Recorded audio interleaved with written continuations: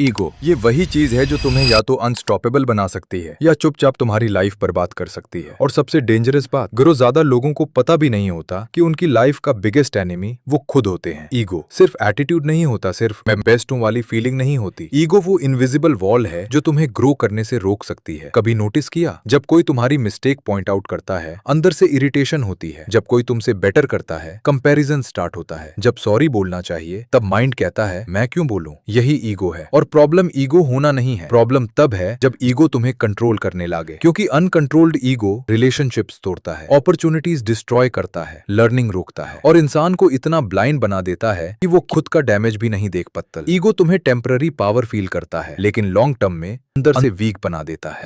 सोचो, कितने लोग सिर्फ इसलिए इंप्रूव नहीं करते क्योंकि उन्हें लगता है मैं तो ऑलरेडी सही हूँ। कितने रिलेशनशिप्स सिर्फ इसलिए टूट जाते हैं क्योंकि किसी ने पहले मैसेज नहीं किया। कितने ड्रीम्स सिर्फ इसलिए फेल हो जाते हैं क्योंकि बंदा सीखना ही नहीं चाहता। ईगो का बिगेस्ट ट्रैप ये है, ये तुम्हें प्रोटेक्ट करने का इल्यूजन देता है लेकिन असल में ये तुम्हारी ग्रोथ को लॉक कर देता है। लेकिन एक सीक्रेट सन, ईगो को डिस्ट्रॉय मत करो, कंट्रोल करो। क्योंकि हेल्दी ईगो सेल्फ रिस्पेक्ट देता है लेकिन टॉक्सिक ईगो सेल्फ डिस्ट्रक्शन देता है।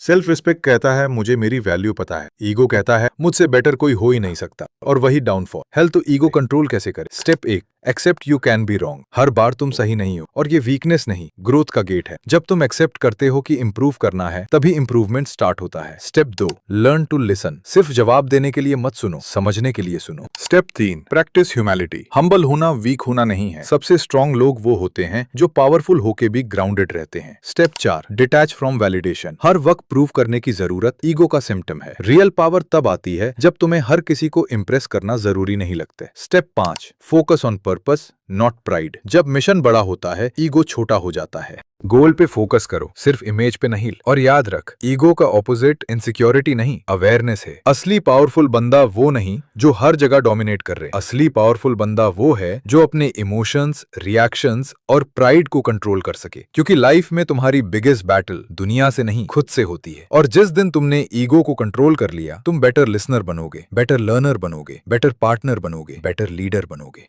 तब तुम सिर्फ सक्सेसफुल नहीं, रिस्पेक्टेड भी बनोगे। याद रख, ईगो बोलता है सबको दिखा दो, विजडम बोलती है खुद को बेटर बनाओ। चॉइस तुम्हारी है, ईगो के स्लेव बनोगे या सेल्फ मास्टरी के किंग। अपनी ईगो को कंट्रोल करो, वरना एक दिन वही तुम्हारी रिलेशनशिप्स, ग्रोथ और पीस डिस्ट्रॉय कर देगी। क्योंकि असली पावर दूसरों को कंट्रोल करने में नहीं, खुद को कंट्रोल करने में है।